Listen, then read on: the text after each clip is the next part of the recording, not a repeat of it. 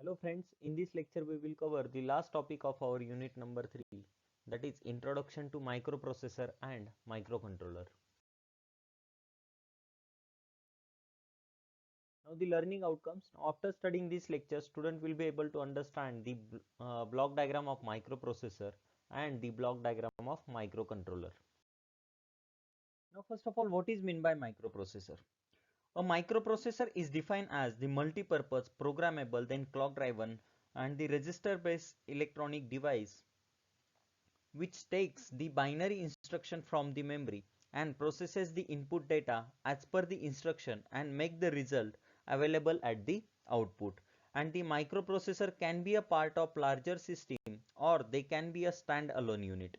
And a microprocessor communicates and operates using the binary numbers, and each microprocessor has the fixed set of instruction called as an machine language, and the machine language instruction cannot be read by humans, so they are given the names, that is pneumatics.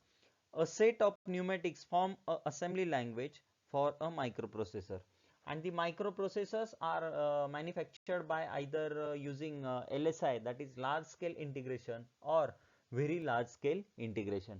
Now let's see the block diagram of microprocessor.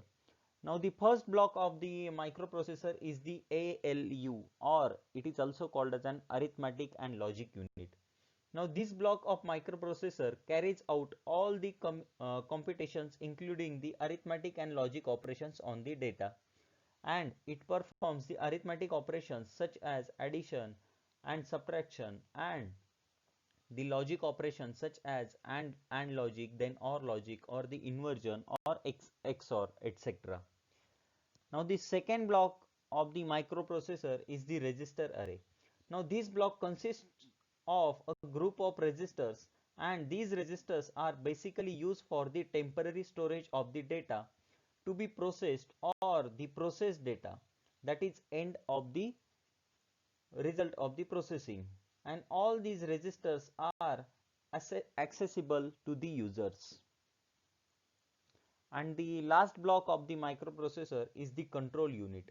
Now the control unit produces all the necessary timing and control signals for all the operations, and it controls the exchange of data between the microprocessor and the memory, and also the input output devices. Now this is all about the block diagram of microprocessor.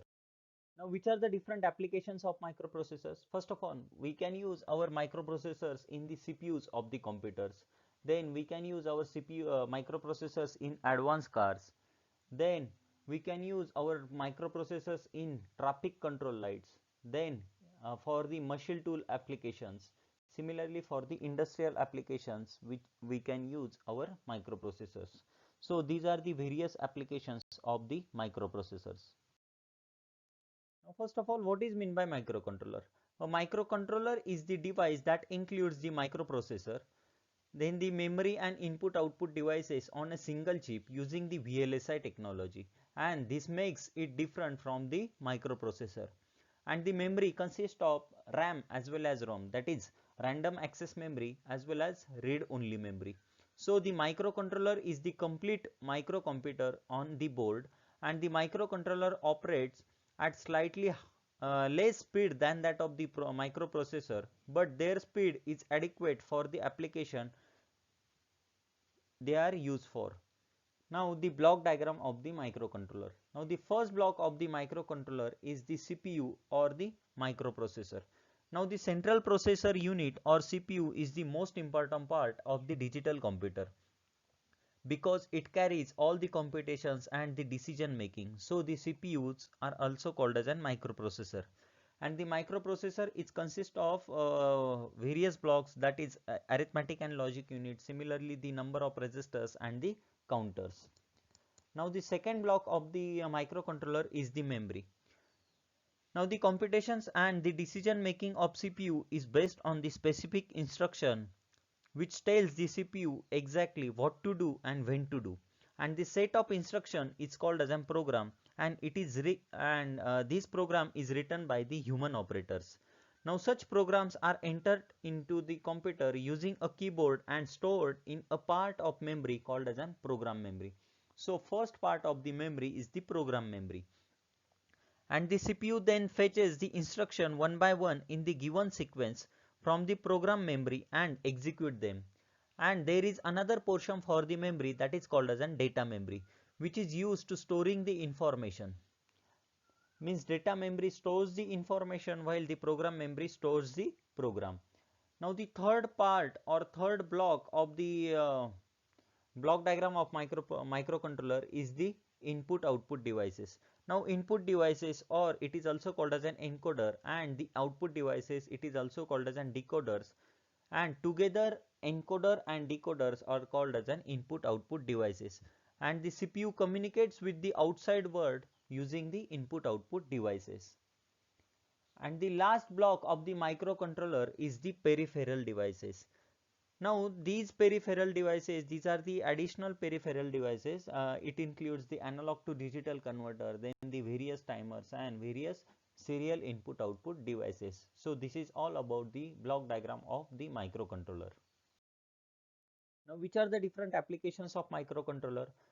First, we can use our microcontroller in automobile engine control. Similarly, we can use our microcontroller in remote control, then in office machines, then in traffic light control. Now the comparison between the microprocessor and microcontroller. Now CPU or the microprocessor is stand alone, and the RAM, ROM, then input output devices and timer are the separate. But in case of microcontroller, CPU, then random access memory, then read only memory, then input output devices and all the timers are on a single chip. Then designer can decide the amount of RAM, ROM and input output ports in case of microprocessor, but for microcontroller there is fixed amount of RAM, ROM or input output ports. Then the microprocessor have high processing power, but the processing power of the microcontroller is low.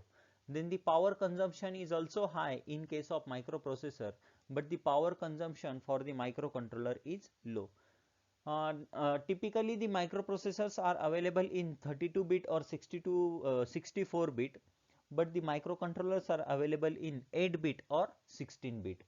Now the microprocessors are the general purpose processors, but the microcontrollers are the single purpose controllers. Microcontrollers are less reliable while the microprocessors are less reliable while the microcontrollers are highly reliable. Examples of microprocessors are 8086 and 8085. These are the ICs of microprocessors, while the 8051 is the microcontroller. Thank you.